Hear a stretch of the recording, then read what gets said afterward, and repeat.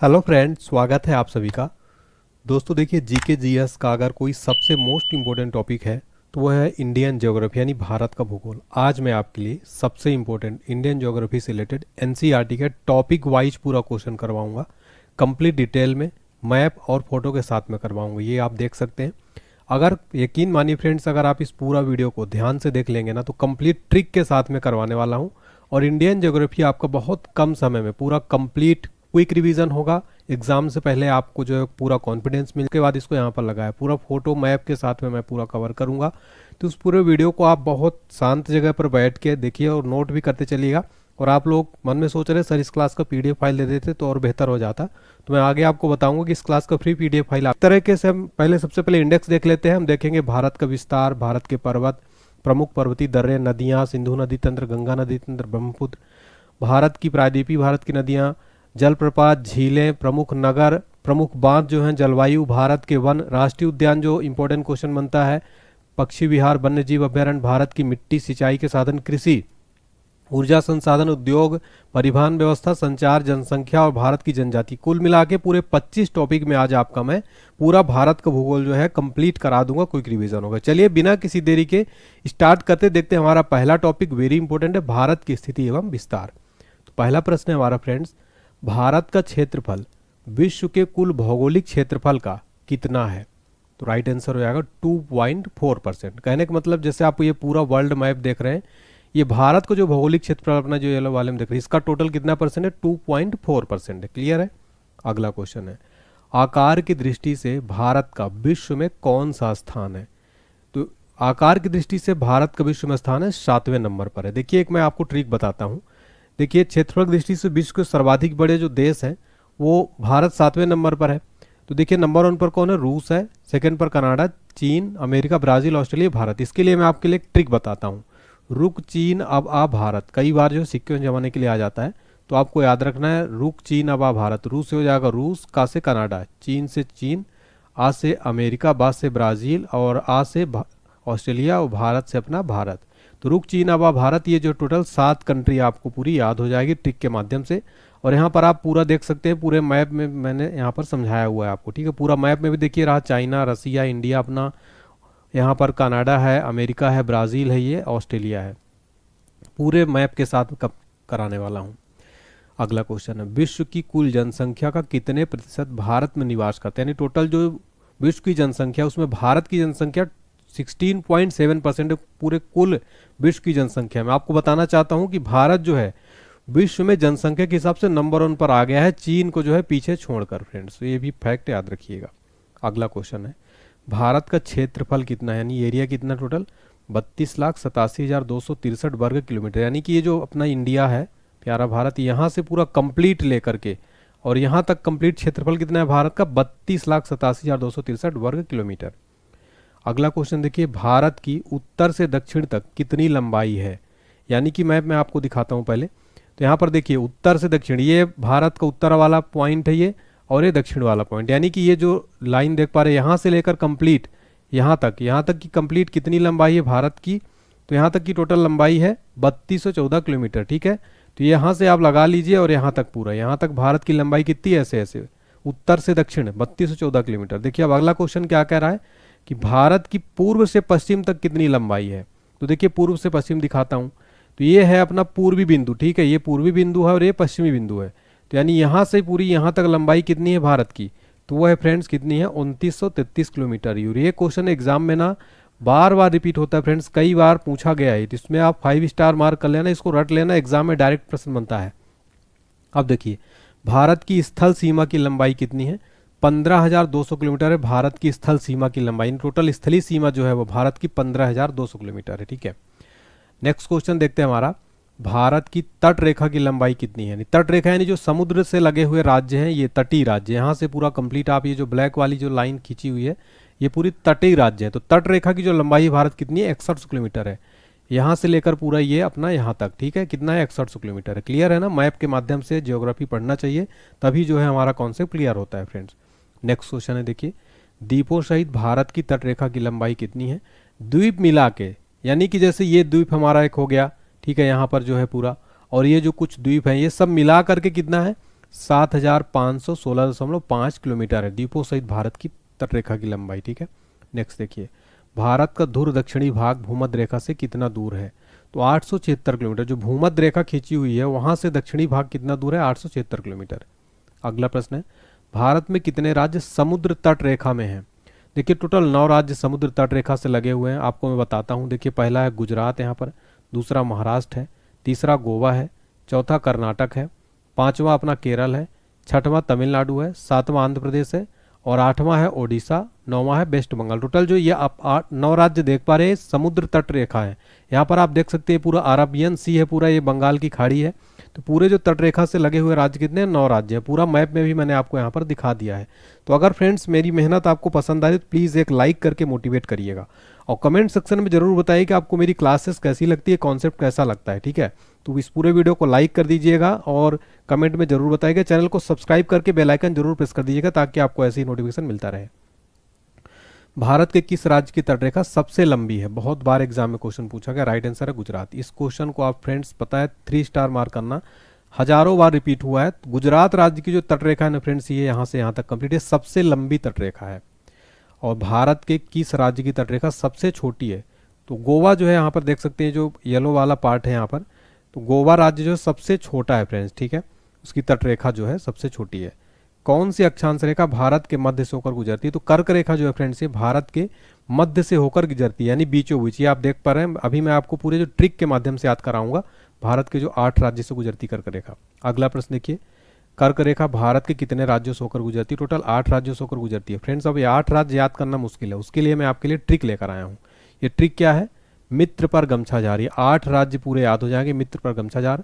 Exam में question पूछ लेता है कि इनमें से किस राज्य से होकर कर्क रेखा नहीं गुजरती है। तो अब जब आपको याद रहेगा तभी तो। देखिए तो मी से हो जाएगा मिजोरम, त्रा से हो जाएगा त्रिपुरा, पा से हो जाएगा पश्चिम बंगाल, रा से हो जाएगा राजस्थान, गा से हो जाएगा गुजरात और माँ से हो जाएगा मध्य प्रदेश, छा से छत्तीसगढ़, झार से झारखंड। मित्र पर गमछा जार यहाँ पर आप फोटो में भी देख सकते हैं। तो इस तरीके से कंप्लीट ये ट्रिक के माध्यम से आपको जो है पूरा याद हो गया होगा फ्रेंड। ठीक है, क्लियर है यहाँ तक। चलिए आगे बढ़ते हैं। भारत की मुख्य भूमि का दक्षिणी नोक क्या है? दक्षिणी नोक है केप केमोरिन। आपको मैं मैप में दिखाता हूँ। तो दक्षिणी नोक यहाँ पर आप देख सकते हैं, ये जो कन्याकुमारी या केप केमोरिन आप इसको समझ सकते हैं। ये दक्षिणी नोक जो है सबसे दक्षिणतम पॉइंट है यहाँ पर। ठीक है, और भारत का सबसे दक्षिणी बिंदु कौन सा? इंदिरा पॉइंट। ये कहाँ पर है? ये देख सकते हैं यहाँ पर सबसे दक्षिणी बिंदु है। और नोक की बात हो रहा था तो केप केमोरिन यहाँ पर है। भारतीय भूमि का सर्वाधिक उत्तरी भाग कौन सा है? इंदिरा कॉल है। इंदिरा कॉल कहाँ पर है? ये आप देख सकते हैं यहाँ पर कश्मीर में। इंदिरा कॉल जो है सबसे उत्तरी बिंदु है। ठीक है, नेक्स्ट देखिए, भारत का सबसे दक्षिणतम पॉइंट यानी सबसे दक्षिणी बिंदु कहाँ स्थित है? अंडमान निकोबार द्वीप समूह, इंदिरा पॉइंट। ये जो पूरा आप द्वीप समूह अपना ये अंडमान निकोबार, यहाँ पर देख सकते हैं आप सबसे दक्षिणतम बिंदु है इंदिरा पॉइंट। ठीक है ना। नेक्स्ट देखिए, भारत की मुख्य भूमि को रामेश्वरम द्वीप से कौन अलग करता है? आंसर हो जाएगा पंबन चैनल। तो यहाँ पर जो आप देख पा रहे हैं फ्रेंड्स, ये पंबन चैनल यहाँ पर है। ये अपना इंडिया है, ये श्रीलंका है। तो मुख्य भूमि से रामेश्वरम को कौन अलग करता है? पंबन स्टेट। यहाँ पर आप देख सकते हैं, यहीं पर कुछ है। ये आदम का पुल किन 2 देशों के मध्य स्थित है? तो ये भारत और श्रीलंका के मध्य है। ये यहाँ पर ये आदम का जो है पुल यहाँ पर स्थित है, ये आप देख सकते हैं। डंकन पास किसके बीच स्थित है? दक्षिणी अंडमान और छोटा अंडमान के बीच जो है डंकन पास जो है स्थित है। दीव एक द्वीप है, ये कहाँ स्थित है? गुजरात के तट पर जो है ये स्थित है फ्रेंड्स। चलिए ठीक है, नेक्स्ट क्वेश्चन देखते हैं हमारा। श्रीलंका को भारत से कौन अलग करती है? मन्नार की खाड़ी। यहाँ पर आप देख सकते हैं श्रीलंका, ये अपना इंडिया है, श्रीलंका यहाँ पर है मन्नार की खाड़ी।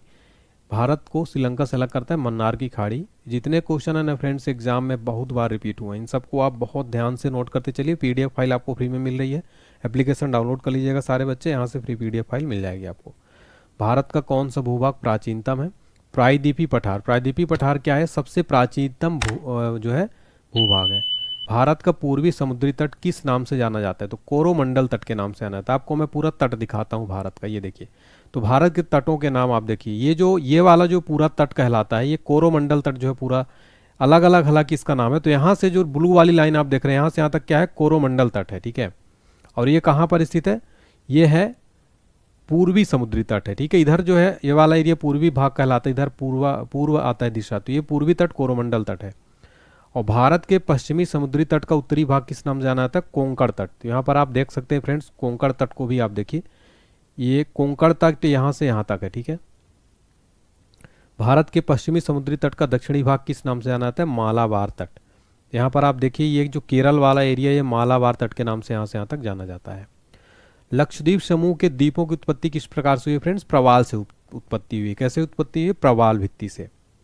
न्यू मूर द्वीप कहाँ स्थित है? बंगाल की खाड़ी में। तो जो अपनी बंगाल की खाड़ी है ना फ्रेंड्स, यहाँ पर बे ऑफ बंगाल, यहाँ पर जो है क्या है? न्यू मूर द्वीप स्थित है। लक्षद्वीप कहाँ स्थित है? तो अरब सागर में स्थित है लक्षद्वीप। यहाँ जो अरब सागर है यहीं कुछ स्थित है जो है लक्षद्वीप। चलिए अगला क्वेश्चन है, लक्षद्वीप समूह में द्वीपों की कुल संख्या कितनी? टोटल 36 द्वीप है, सब छोटे बड़े मिलाकर। भारत किस गोलार्ध में स्थित है? तो आपको बताता हूँ, उत्तर और पूर्वी गोलार्ध। देखिए मैं आपको बताना चाहता हूँ, ये जो है ये नॉर्थ है, नॉर्थ उत्तरी गोलार्ध है, ये दक्षिणी गोलार्ध, ठीक है। और इधर ये अपना पूर्व दिशा है, ये पश्चिम दिशा। तो मैं आपको बताता हूँ, इधर देखिए ये नॉर्थ हो गया और ये पूर्व हो गया, तो यहाँ पर ये उत्तर और ये पूर्वी, इसके और इसके बीच में भारत स्थित है, मतलब उत्तर पूर्वी गोलार्ध में भारत जो है स्थित है, ठीक है ना। तो ये आप समझ सकते हैं मैप के माध्यम से पूरा। भारत का सुदूर पश्चिम का बिंदु कौन सा है? देखिए जो भारत का सुदूर पश्चिम के बिंदु है वो है पूर्व गुजरात में 68 डिग्री 7। देखिए मैं आपको दिखाता हूँ, यहाँ पर आप देख सकते हैं 68 डिग्री 7 मिनट। यहाँ पर गुहार मोती जो है सबसे पश्चिमी बिंदु गुजरात में, ये आप देख सकते हैं यहाँ पर, ठीक है, ये यहाँ पर। फिर हमारा अगला क्वेश्चन देखिए, शिव समुद्रम किस नदी पर बनाया गया जलप्रपात है? कावेरी नदी पर बनाया गया क्या है? वाटरफॉल है ये। अगला क्वेश्चन है हमारा, भारत का प्रादेशिक जल सीमा समुद्र तट से कितने समुद्री मील की दूरी तक है? 12 मील तक, ठीक है।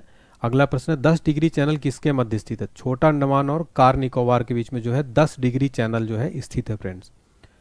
भारत तथा पाकिस्तान के मध्य अंतर्राष्ट्रीय सीमा का नाम क्या है? रेड क्लिफ रेखा नाम है। भारत तथा पाकिस्तान के मध्य जो अंतर्राष्ट्रीय सीमा है, इंटरनेशनल बॉर्डर है, उसका नाम है रेड क्लिफ रेखा। भारत तथा चीन के बीच सीमा बनाने वाली रेखा क्या नाम है? मैकमोहन रेखा। फ्रेंड्स इन दोनों क्वेश्चन को नो आप जो है याद रखिएगा बहुत बार। भारत पाकिस्तान का रेड क्लिफ है और भारत पाक चीन के बीच में क्या है? मैकमोहन रेखा। दोनों रेखाएं एग्जाम में बहुत बार रिपीट हुआ है। फ्रेंड्स मैं आपको बताना चाहता हूँ, जितने भी क्वेश्चन है ना ऑल एग्जाम्स के लिए, चाहे आप किसी भी एग्जाम की तैयारी करते हो, रेलवे, एसएससी, बिहार में आप कोई भी एग्जाम हो, राजस्थान, मध्य प्रदेश, झारखंड, उत्तर प्रदेश, किसी भी राज्य में, किसी भी केंद्र सरकार में कोई भी वैकेंसी आती है, सभी एग्जाम्स के लिए वेरी वेरी इंपॉर्टेंट ये क्लास है ये। अगला प्रश्न है, भारत और अफगानिस्तान के बीच स्थित अंतर्राष्ट्रीय सीमा को क्या कहा जाता है? डूरंड रेखा। भारत की सबसे लंबी स्थलीय सीमा किस देश के साथ है? बांग्लादेश के साथ है। सबसे लंबी स्थलीय सीमा है, देखिए पूरा मैं आपको यहाँ पर जो है जो स्थलीय सीमा है भारत की दिखाया हूँ। तो बांग्लादेश आप यहाँ पर देख सकते हैं, ये जो पूरा एरिया है 4096.7 किलोमीटर, यहाँ से पूरा कंप्लीट ये कई राज्यों से जो है लगता हुआ है। यहाँ पर पश्चिम बंगाल हो गया, मेघालय हो गया, यहाँ पर पूरे लगभग कई राज्य यहाँ पर जो है लगते हैं। सबसे लंबी सीमा जो है भारत के साथ बांग्लादेश की लगती है। भारत की सबसे छोटी स्थलीय सीमा किस देश के साथ लगती है? अफगानिस्तान के साथ। आप यहाँ पर देख सकते हैं ये अफगानिस्तान 106 किलोमीटर केवल है। भारत के कुल भू सबसे नवीनतम पर्वत है। भारत के सबसे ऊंचे पर्वत शिखर का क्या नाम है? कंचनजंगा, जो कि सिक्किम में है। तो यहाँ पर मैं आपको दिखाना चाहता हूँ, ये कंचनजंगा यहाँ पर आप देख सकते हैं, ये सिक्किम में स्थित है। ये भारत का सबसे ऊंचा पर्वत शिखर है। जबकि दुनिया का क्या है? माउंट एवरेस्ट है, लेकिन ये कहाँ स्थित है? नेपाल में स्थित है माउंट एवरेस्ट, ठीक है। जबकि भारत में यही हिमालय का ही पार्ट है कंचनजंगा, ये सिक्किम में है। हिमालय की उत्पत्ति किस भूसन्नति से हुई है? टेथीस से। ये भी प्रश्न एग्जाम में पूछा जाता है। हिमालय का पाद प्रदेश किस नाम से जाना जाता है? शिवालिक के नाम से। हिमालय में हिम रेखा कहाँ मिलता है? तो 4500 से 6000 मीटर पश्चिम में जो है मिलता है। उत्तरांचल के सबसे ऊंचे पर्वत शिखर का क्या नाम है? नंदा देवी। यानी उत्तरांचल का, उत्तराखंड का सबसे जो ऊंचा पर्वत शिखर फ्रेंड्स यहाँ पर नंदा देवी है, ठीक है ना। ये हिमालय श्रेणी में मिलने वाली संकीर्ण तथा अनुदैर्घ्य घाटियों को किस नाम से जाना जाता है? दून के नाम से जाना जाता है, ठीक है। नंदा देवी चोटी हिमालय के किस भाग में स्थित है? कुमायूं हिमालय में। शिवालिक श्रेणी का निर्माण कब हुआ? सेनोजोइक में। भारत की सबसे प्राचीन पर्वत श्रेणी कौन सी है? अरावली। देखिए फ्रेंड्स यहाँ पर आप अरावली देख सकते हैं। तो ये देखिए, ये जो श्रेणी है अरावली श्रेणी है, ठीक है।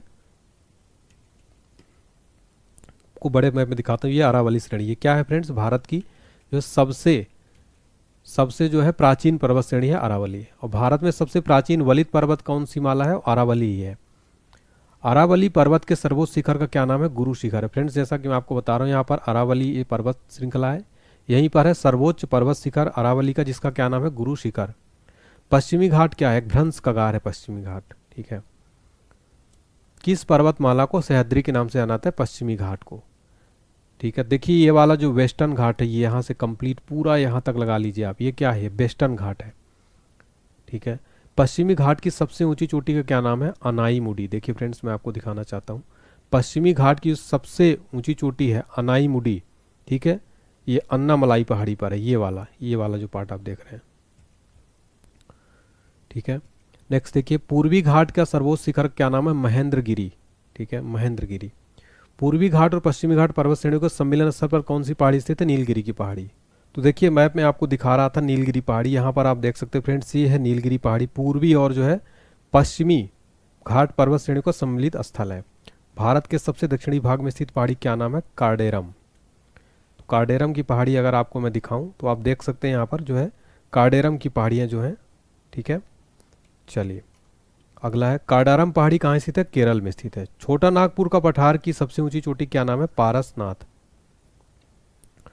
गिरनार पहाड़ियाँ कहाँ स्थित है? बिहार में है। यहाँ पर आप देख सकते हैं ये कार्डारम हिल्स, मैं आपको बता रहा था ये कार्डारम हिल्स है यहाँ पर केरल में, और ये छोटा नागपुर पठार है, ठीक है। अंडमान और निकोबार द्वीप समूह में सबसे अधिक ऊंची चोटी का क्या नाम है? Saddle peak. नर्मदा और ताप्ती नदियों के मध्य कौन सी पहाड़ी स्थित है? सतपुड़ा पहाड़ियाँ। गुरु शिखर पर्वत चोटी किस राज्य में स्थित है? राजस्थान में। शेवराय पहाड़ियाँ कहाँ स्थित है? तमिलनाडु में स्थित है। शेवराय पहाड़ियाँ आपको दिखाता हूँ मैं, यहाँ पर आप देख सकते हैं ये शेवराय पहाड़ियाँ तमिलनाडु में है, ठीक है। ये जो है ये शेवराय पहाड़ियाँ हैं, ठीक है ना। छोटा नागपुर को पठार किस प्रकार का? एक संप्राय 48 मीटर। कोडाई कनाल किस पर्वत श्रृंखला पर स्थित है? पालनी। सबरीमाला किस राज्य में स्थित है? तो फ्रेंड्स सबरीमाला जो है केरल में स्थित है, बहुत प्रसिद्ध टेम्पल भी है सबरीमाला, ये केरल में है। भारत की उत्तरी सीमा पर कौन सा पर्वत स्थित है? हिमालय पर्वत। अब हम देखेंगे तीसरा टॉपिक, भारत के प्रमुख पर्वतीय दर्रे। भारत के जो प्रमुख पर्वतीय दर्रे हैं फ्रेंड्स वो देखने वाले हैं। देखिए जोजिला दर्रा किस राज्य में स्थित है? जम्मू कश्मीर में। आप देख सकते हैं यहाँ पर ये जो है ना जोजिला दर्रा है, ठीक है। ये देखिए अगला प्रश्न फिर हमारा, जोजिला दर्रा किसे जोड़ता है? श्रीनगर और लेह को। तो यहाँ पर आप देख रहे हैं यहाँ श्रीनगर है, ये लेह है, यहाँ से यहाँ को जोजिला दर्रा जोड़ता है श्रीनगर और लेह को। नाथुला और जयलेपला दर्रा किस राज्य में स्थित है? सिक्किम में स्थित है। तुजू दर्रा भारत को किस देश से जोड़ता है? म्यांमार से। पीपली घाट दर्रा किस पर्वतीय भाग में स्थित है? अरावली में। पाल घाट दर्रा किन दो राज्यों को जोड़ता है? तमिलनाडु और केरल को। खैबर दर्रा कहाँ स्थित है? पाकिस्तान में स्थित है। खैबर दर्रा किन दो देशों को जोड़ता है? पाकिस्तान और अफगानिस्तान को। शिपकीला, बाराला और पांचला दर्रे किस राज्य में स्थित है? हिमाचल प्रदेश में। बुर्जिल दर्रा किस राज्य में स्थित है? जम्मू कश्मीर में। नाथुला दर्रा किन दो देशों को जोड़ता है? भारत और चीन को। शिपकीला दर्रा किस नदी घाटी में पड़ता है? सतलज नदी घाटी में। जवाहर सुरंग का नाम किस दर्रे को दिया गया है? बनिहाल दर्रे। नासिक और मुंबई को कौन सा दर्रा जोड़ता है? थाल घाट दर्रा। थाल घाट, पाल घाट, भोर घाट दर्रा किस पर्वतमाला में स्थित है? पश्चिमी घाट में। मैंने आपको अभी पूरे जो है पश्चिमी घाट, पूर्वी घाट सब दिखाया मैप में, ठीक है ना। अगला क्वेश्चन देखिए, आर्यों ने किस दर्रे से होकर भारत में प्रवेश किया था? खैबर दर्रे से। बोमडिला दर्रा किस राज्य में स्थित है? अरुणाचल प्रदेश में। आसिफ दर्रा किस पर्वत श्रेणी में स्थित है? काराकोरम में। आफिल दर्रा किन दो देशों को जोड़ता है? भारत और चाइना को। चांगला दर्रा किस किस को जोड़ता है? लद्दाख तिब्बत से। दिहांग दर्रा किस राज्य में है? अरुणाचल प्रदेश में। रोहतांग दर्रा किस राज्य में है? हिमाचल प्रदेश में। थांगला दर्रा कहाँ स्थित है? लद्दाख जम्मू कश्मीर में। जम्मू को श्रीनगर से कौन जोड़ता है? पीर पंजाल। हमारा अगला टॉपिक है फ्रेंड्स भारत की नदियां। देखिए आपको मैं मैप के माध्यम से पूरा देखिए समझाऊंगा, ऐसा नहीं है केवल आपको ऑनलाइन करवाऊंगा। ये देखिए पूरा मैं डायग्राम के माध्यम से करवाऊंगा, मैंने काफ़ी मेहनत किया है। तो कंप्लीट नदियां आपका जो है पूरे मैप के माध्यम से सारे इंपॉर्टेंट क्वेश्चन जो है कवर हो जाएंगे फ्रेंड्स। चलिए बहुत इंपॉर्टेंट, बहुत ध्यान से आप देखिए गंगा नदी तंत्र शुरुआत करते हैं हम। पूरा देखिए आपको बताता हूँ, हिमालय तथा हिमालय के परे से क्षेत्र से निकलने वाली नदियों को 3 नदी तंत्रों में विभाजित किया जाता है। देखिए सिंधु नदी तंत्र हो गए उत्तर भारत की नदियों में, गंगा नदी तंत्र, ब्रह्मपुत्र नदी, 3 जो है नदी तंत्र, यहीं से प्रश्न ज़्यादातर बनते हैं, ठीक है। तो मैं आपको सारा जो है कंप्लीट यहाँ पर देखिए सिंधु नदी तंत्र, ये गंगा नदी तंत्र और आपका ब्रह्मपुत्र नदी तंत्र पूरा कंप्लीट जो है करवाऊंगा। चलिए देखते हैं सिंधु नदी तंत्र। पहला प्रश्न, सिंधु नदी कहाँ से निकलती है? तो बोखरचू हिमनद कैलाश पर्वत श्रेणी से जो है सिंधु नदी निकलती है, आपको दिखाता हूँ मैं। तो यहाँ पर आप देख सकते हैं यहाँ से जो है फ्रेंड्स ये सिंधु नदी जो है इसका उद्गम होता है, ठीक है। ये यहाँ से पूरा होते हुए पूरा जो है यहाँ पर गिरती है, अरब सागर में इसका मुहाना है, ठीक है ना। सिंधु नदी की कुल लंबाई कितनी है, तो 2880 किलोमीटर है सिंधु नदी की टोटल लंबाई। अगर यहाँ से पूरा देखा जाए आपका कंप्लीट जो यहाँ गिरती है, तो यहाँ तक जो पूरी लंबाई इसकी कितनी है, 2880 किलोमीटर। सिंधु नदी भारत में कितनी लंबाई है, 1180 किलोमीटर। जैसा आप देख पा रहे हैं, भारत में जो है यहाँ से प्रवेश करती है सिंधु नदी, यहाँ से यहाँ तक भारत में जो टोटल लंबाई कितनी है, 1180 किलोमीटर। झेलम, चिनाब, रावी, ब्यास तथा सतलज किस नदी की सहायक नदियां हैं, सिंधु नदी की सहायक नदी है ये। सिंधु नदी को तिब्बत में किस नाम से जाना जाता है, शिंगी, खंबन या लायंस माउथ के नाम से जाना जाता है। सिंधु नदी द्वारा निर्मित सबसे गहरे महाखंड का नाम क्या है, गिलगित, 5200 मीटर। झेलम नदी के उद्गम स्थल का नाम क्या है, बेरीनाग। ठीक है। कश्मीर की सबसे महत्वपूर्ण नदी कौन सी है, झेलम नदी है। चिनाब नदी को हिमाचल प्रदेश में किस नाम से जाना जाता है, चंद्रभागा के नाम से। रावी नदी कहाँ से निकलती है, रोहतांग दर्रे के पास। रावी नदी को किस अन्य नामों से जाना जाता है, पुरुषनी या इरावती। ब्यास नदी कहाँ से निकलती है, ब्यास कुंड से। ब्यास नदी को किन अन्य नामों से जाना जाता है, विपाशा या अर्घिकीय। सतलज नदी कहाँ से निकलती है, राकास्थाल झील से जो सतलज नदी निकलती है। सतलज नदी की भारत में कुल लंबाई कितनी है, 1050 किलोमीटर है टोटल। घाघरा नदी कहाँ से निकलती है, शिवालिक के पाद मालवा पंख से। घाघरा नदी को किस अन्य नाम से जाना जाता है, पौराणिक सरस्वती के नाम से। अब देखते हैं गंगा नदी तंत्र हमारा। ठीक है। गंगा नदी का उद्गम स्थल कहाँ है, गोमुख, हिमनद से है गंगा नदी का उद्गम स्थल। किन दो नदियों के संगम के बाद यही गंगा नदी कहलाती है, तो भागीरथी और अलकनंदा। और कहाँ पर होता है, देवप्रयाग में। तो भागीरथी और अलकनंदा के संगम को क्या कहा जाता है, गंगा नदी। और ये देवप्रयाग में जो है संगम होता है। ठीक है। तो चलिए आपको मैं दिखाता हूँ। देखिए यहाँ से गंगोत्री से जो है गंगा नदी निकलती है, यहाँ आके जो है भारत की सबसे बड़ी नदी बेसिन का नाम क्या है, गंगा नदी बेसिन। गंगा नदी की लंबाई कितनी है, 2525 किलोमीटर। वेरी इंपॉर्टेंट है, 3 स्टार मार्क कर लेना। भारत की बृहत्तम नदी का क्या नाम है, गंगा नदी। गंगा नदी को बांग्लादेश में किस नाम से जाना जाता है, पद्मा नाम से। बांग्लादेश में जब ये जाती है तो क्या नाम से जाना जाता है, पद्मा। यहाँ पर आप देख सकती है जैसे ही बांग्लादेश में प्रवेश यहाँ से कर रही गंगा नदी, तो पद्मा नाम से जाना जाता है। ठीक है।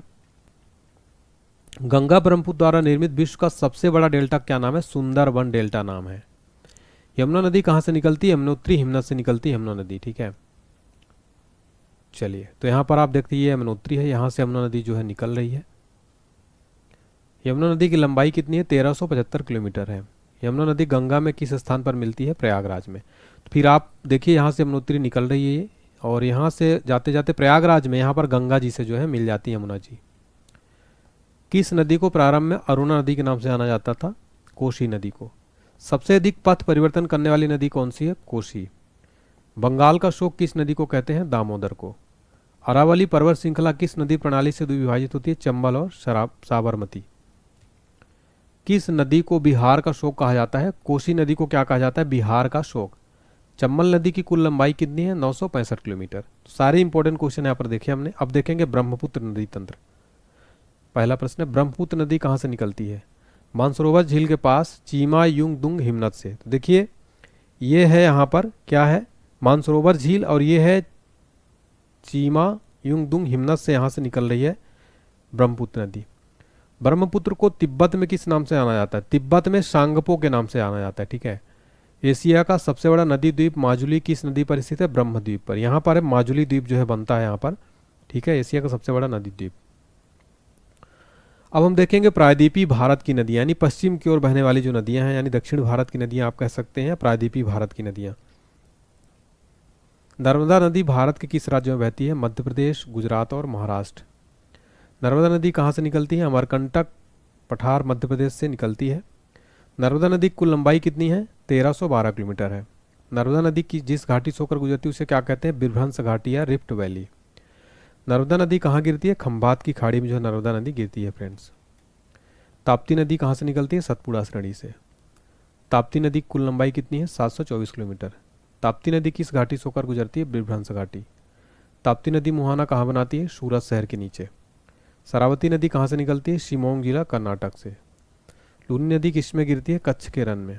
साबरमती नदी कहाँ गिरती है, खंभात की खाड़ी में। बनास नदी कहाँ गिरती है, कच्छ के रन में।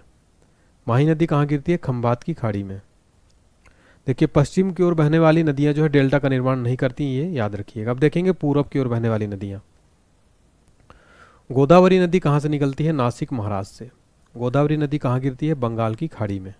तो देखिए फ्रेंड्स, गोदावरी नदी नासिक महाराष्ट्र से निकलती है, यहाँ से ये उद्गम होता है। देखिए यहाँ से गोदावरी नदी जो है यहाँ तक जाती है। गोदावरी नदी कहाँ गिरती है? बंगाल की खाड़ी में। ये वाला जो पूरा पार्ट आपको पता है बंगाल की खाड़ी है, तो यहाँ पर जो है जाके गोदावरी नदी गिरती है। दक्षिण भारत या प्रादीपी भारत की सबसे बड़ी नदी कौन सी है? गोदावरी नदी है।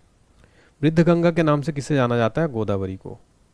वेन गंगा तथा पेन गंगा किसकी सहायक नदियां हैं? गोदावरी की। कावेरी नदी कहाँ से निकलती है? ब्रह्मगिरी श्रेणी से। कावेरी नदी कहाँ गिरती है? बंगाल की खाड़ी में। ये देखिए कावेरी नदी आप देख सकते हैं, ठीक है, ये है कावेरी नदी, ये पूरा। कावेरी नदी जल विवाद मुख्यतः किन दो राज्यों के बीच है? कर्नाटक तथा तमिलनाडु। दक्षिण भारत की गंगा के नाम से किस नदी को जाना जाता है? कावेरी नदी को। कृष्णा नदी कहाँ से निकलती है? महाबलेश्वर। कृष्णा नदी कहाँ गिरती है? बंगाल की खाड़ी में। पेन्नार बेसिन कहाँ स्थित है? कृष्णा और कावेरी नदी के बीच। महानदी कहाँ निकलती है? छत्तीसगढ़ बेसिन में। महानदी कहाँ गिरती है? बंगाल की खाड़ी में। अब हमारा अगला टॉपिक है भारत के प्रमुख जलप्रपात यानी वाटरफॉल। पहला प्रश्न है, जोग या गरशोपा जलप्रपात किस नदी पर स्थित है? शरावती। जोग जलप्रपात किस राज्य में स्थित है? कर्नाटक में। भारत का सबसे ऊंचा जलप्रपात कौन सा है? जोग जलप्रपात। जोग जलप्रपात का नया नाम क्या है? महात्मा गांधी जलप्रपात। भारत का सबसे ऊंचा जलप्रपात क्या है? जोग या गरशोपा। एशिया का सबसे बड़ा जलप्रपात कौन सा है? हुंडरू। जोग प्रपात का अन्य नाम क्या है? महात्मा गांधी। भारत का दूसरा सबसे ऊंचा जलप्रपात कौन सा है? एना। शिव समुद्रम जलप्रपात किस नदी पर स्थित है? कावेरी नदी पर। धुआंधार जलप्रपात किस नदी पर स्थित है? नर्मदा नदी पर। कपिल धारा जलप्रपात किस नदी पर स्थित है? नर्मदा नदी। शिव समुद्रम जलप्रपात किस राज्य में स्थित है? कर्नाटक में। गोकक जलप्रपात किस नदी पर स्थित है? कांची नदी। गोकक जलप्रपात किस राज्य में स्थित है? झारखंड में। चूलिया जलप्रपात किस नदी पर स्थित है? चंबल नदी में। चूलिया जलप्रपात किस राज्य में है? राजस्थान में। धुआंधार जलप्रपात कहाँ स्थित है? जबलपुर मध्य प्रदेश। साडनी जलप्रपात किस नदी पर स्थित है? शंख नदी। साडनी जलप्रपात किस राज्य में स्थित है? झारखंड में। गौतम धारा जोन्हा जलप्रपात किस नदी पर स्थित है? रारू नदी। गौतम धारा जलप्रपात किस राज्य में स्थित है? झारखंड में। एना जलप्रपात किस नदी पर स्थित है? एना नदी पर। एना जलप्रपात किस स्थान पर स्थित है? महाबलेश्वर में। पाईकारा जलप्रपात कहाँ स्थित है? नीलगिरी में। पाईकारा जलप्रपात किस नदी पर स्थित है? सबसे अधिक मात्रा में केसर मिलता है जम्मू कश्मीर से। भारत में रेशम का सबसे अधिक उत्पादन करने वाला राज्य कौन सा है? कर्नाटक। फल उत्पादन में भारत के विश्व में कौन सा स्थान है? प्रथम। सब्जी उत्पादन में भारत के विश्व में कौन सा स्थान है? द्वितीय।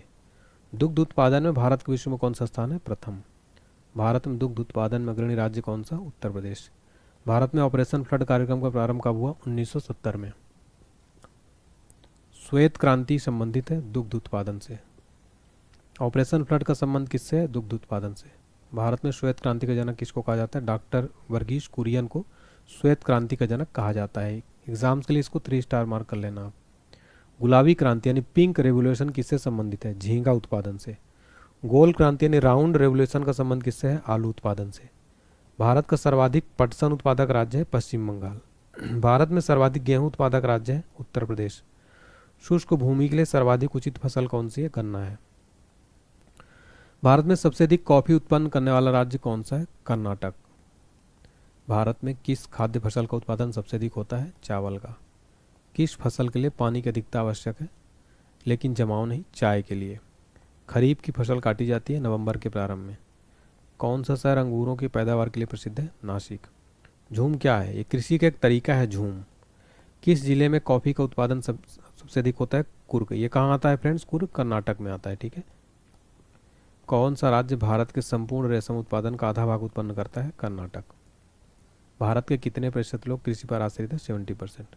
जूट सबसे अधिक कहाँ होती है? पश्चिम बंगाल का डेल्टाई क्षेत्र। नीलगिरी की पहाड़ी क्षेत्रों में किसकी खेती की जाती है? कॉफ़ी की। दक्षिण भारत में सर्वाधिक चाय उत्पादित करने वाला राज्य कौन सा है? तमिलनाडु। सर्वाधिक तंबाकू उत्पादन करने वाले 2 राज्य कौन से? आंध्र प्रदेश और तमिलनाडु। किस फसल की बुवाई तथा कटाई के बीच सर्वाधिक अंतराल पाया जाता है? गन्ना। गन्ना की फसल की बुवाई के बीच कटाई के बीच सर्वाधिक अंतराल पाया जाता है। शस्य वानिकी का राष्ट्रीय शोध केंद्र कहाँ स्थित है? झांसी में। भारत में जूट का सर्वाधिक क्षेत्रफल है पश्चिम बंगाल राज्य में। मक्के की खेती की जा सकती है खरीफ के मौसम में। मूंगफली में दाने का औसत प्रतिशत कितना है? 70। केंद्रीय उपोष्ण बागवानी संस्थान कहाँ स्थित है? बेंगलुरु में। जहाँ तक कृषि मंत्रालय के सरकारी वर्गीकरण का संबंध है, भारत में कितनी कृषि जलवायु क्षेत्र है? 127। उत्तर प्रदेश की प्रमुख फसल कौन सी है? गेहूँ। भारत में मुख्य कृषि पदार्थ आयात मद है खाने योग्य तेल। केरल राज्य विश्व भर में किसके संवर्धन के लिए जाना जाता है? गरम मसाले के लिए। अगला टॉपिक है हमारा भारत के ऊर्जा संसाधन। देखिए अगला टॉपिक है भारत के ऊर्जा संसाधन। पहला प्रश्न है, भारत में ऊर्जा का स्रोत क्या है? तापीय स्रोत है। भारत में ऊर्जा का मुख्य स्रोत क्या है? तापीय। भारत की पहली लहर ऊर्जा परियोजना किस स्थान पर स्थापित की गई? बीज नजाम। चेन्नई के समीप कलपक्कम नामक स्थान पर किसकी स्थापना की गई? नाभिकीय ऊर्जा संयंत्र की। काकरापार परमाणु शक्ति केंद्र किस राज्य में है? कर्नाटक में। कैगा में क्या होता है? नाभिकीय ऊर्जा उत्पादन। भारत का प्रथम परमाणु ऊर्जा उत्पादन केंद्र है तारापुर, महाराष्ट्र। भारत में भूतापी ऊर्जा का संयंत्र कहाँ स्थापित किया गया है? हिमाचल प्रदेश के मणिकर्ण में। देश में कुल विद्युत उत्पादन में ताप विद्युत का योगदान कितना है? 70%। भारत की प्रथम जल विद्युत परियोजना कौन सी है? कावेरी नदी पर शिव समुद्रम परियोजना। एशिया की पहली भूमिगत जल विद्युत परियोजना भारत के किस राज्य में स्थित है? हिमाचल प्रदेश में। भारत में विद्युत आपूर्ति सबसे पहले कहाँ शुरू हुई? दार्जिलिंग में। ओबरा शहर किसके लिए प्रसिद्ध है? थर्मल पावर प्लांट के लिए। प्रथम जल विद्युत शक्ति केंद्र यानी हाइड्रो इलेक्ट्रिक पावर स्टेशन पर स्थापित किया गया था शिव समुद्रम पर। भारत की वाणिज्यिक ऊर्जा की कितने प्रतिशत पूर्ति कोयले से होती है? 67%। कौन सा भारत में वाणिज्यिक ऊर्जा का प्रधान स्रोत है? कोयला। भारत में पाया जाने वाला अधिकांश लौह अयस्क किस प्रकार का है? हेमेटाइट। भारत में बॉक्साइट का सबसे बड़ा उत्पादक राज्य कौन सा है? ओडिशा। जिप्सम प्रचुर मात्रा में कहाँ उपलब्ध है? राजस्थान में। कौन सा राज्य भारत में मैग्नीज का सर्वाधिक उत्पादन करता है? मध्य प्रदेश। कोडरमा किस खनिज उत्खनन के लिए प्रसिद्ध है? अभ्रक के लिए। अभ्रक के उत्पादन में भारत का विश्व में कौन सा स्थान है? प्रथम स्थान। कोडरमा किस खनिज उत्खनन के लिए प्रसिद्ध है? अभ्रक के लिए। अभ्रक के उत्पादन में भारत का विश्व में कौन सा स्थान है? प्रथम। भारत में सर्वोत्तम श्रेणी का संगमरमर किस स्थान में पाया जाता है? मकराना में। गुजरात में बड़ौदा क्षेत्र की मोतीपुरा खान से कौन सा पत्थर निकाला जाता है? सफ़ेद संगमरमर। पन्ना मध्य प्रदेश में एक बहुत महत्वपूर्ण स्थान है। यह किस खदान के लिए प्रसिद्ध है? हीरा के लिए। सोने की सर्वाधिक मात्रा उत्पादित करने वाला राज्य कौन सा है? कर्नाटक। कोलार स्वर्ण खदान किस राज्य में स्थित है? कर्नाटक में। भारत के किस राज्य में विश्व का सबसे बड़ा थोरियम का भंडार है? राइट आंसर है केरल में। कौन सा एक राज्य भारत में अभ्रक का सबसे प्रमुख उत्पादक है? झारखंड। किस आणविक खनिज के संचित भंडार की दृष्टि से भारत विश्व में प्रथम स्थान रखता है? थोरियम में जो है भारत नंबर 1 पर है भंडार की दृष्टि से। टंगस्टन उत्पादन के लिए प्रसिद्ध डेगाना खान किस राज्य में है? राजस्थान में। देश के कुल कोयला उत्पादन में झारखंड की भागीदारी कितनी है? 40%। झारखंड में कोयला की खानें कहाँ स्थित है? झारिया में। भारत में सर्वाधिक कोयला भंडार पाए जाते हैं झारखंड में। सबसे बढ़िया कोका कारी कोयला कहाँ प्राप्त किया जाता है? झरिया से। भारत में खनिज तेल के भंडार मुख्यतः किस प्रकार के चट्टानों में पाए जाते हैं? अवसादी चट्टानों में। भारत में खनिज तेल का उत्पादन सर्वप्रथम प्रारंभ किया गया था डिगबोई में। तेल और प्राकृतिक गैस आयोग यानी ओएनजीसी की स्थापना कब हुई थी? 1956 में। बॉम्बे हाई संबंधित है अपतट तेल क्षेत्र से। विश्व का सर्वोत्तम किस्म का अभ्रक प्राप्त होता है? हजारीबाग से। सिंह भूमि झारखंड किसके लिए प्रसिद्ध है? तांबा के लिए। भारत का वह राज्य कौन सा जो गंधक यानी सल्फर के उत्पादन में आगे है? महाराष्ट्र। बैलाडीला किसके लिए प्रसिद्ध है? लौह अयस्क के लिए। कौन सा भारतीय राज्य कोयले की बड़ी बड़ी खानों के लिए मशहूर है? झारखंड। खेतड़ी किसके लिए प्रसिद्ध है? तांबा के लिए। हाल ही आंध्र प्रदेश का तुमालपल्ली किस सर्वाधिक निक्षेप के लिए विश्व के नक्शे में आ गया है? यूरेनियम निक्षेप। भारत में अंकलेश्वर किसके उत्पादन के लिए जाना जाता है? पेट्रोलियम के। किस जिले में हाल ही में हीरा युक्त किम्बरलाइट के बृहद भंडार पाए गए हैं? रायपुर में। भारत डायनामाइट लिमिटेड केंद्र कहाँ स्थित है? हैदराबाद में। तो ये सारे हमने देखे मोस्ट इंपॉर्टेंट क्वेश्चन। अगला हमारा टॉपिक है उद्योग। देखिए यहाँ से भी काफ़ी प्रश्न बनते हैं। सारे इंपॉर्टेंट टॉपिक आपके मैं कवर कर रहा हूँ। लगभग 18 टॉपिक हो गया। पूरे टॉपिक कवर करेंगे इस पूरे वीडियो में। ठीक है। पहला प्रश्न, आधुनिक लौह इस्पात उद्योग का वास्तविक प्रारंभ किस स्थान पर स्थापित कारखाने से हुआ? कुल्टी पर। दुर्गापुर लौह इस्पात संयंत्र किस देश के सहयोग से स्थापित किया गया था? ब्रिटेन के। कौन सा स्टील संयंत्र भारत में 1965 में पश्चिम जर्मनी के सहयोग से शुरू हुआ था? राउरकेला स्टील संयंत्र। वह कौन सा रेल मार्ग है जिस पर सर्वाधिक इस्पात कारखाने स्थित है? मुंबई, हावड़ा वाया रायपुर। भिलाई संयंत्र किसकी मदद से स्थापित किया गया? रूस की मदद से। भारत में किस उद्योग में सर्वाधिक लोग कार्यरत हैं? कपड़ा उद्योग में। विभाजन के कारण भारत का कौन सा उद्योग बुरी तरह प्रभावित हुआ है? तो वह जूट तथा रुई उद्योग। देश में आधुनिक तकनीकी पर आधारित ऊनी कपड़े का प्रथम कारखाना कानपुर में लाल इमली के नाम से स्थापित किया गया। इसकी स्थापना कब हुई थी?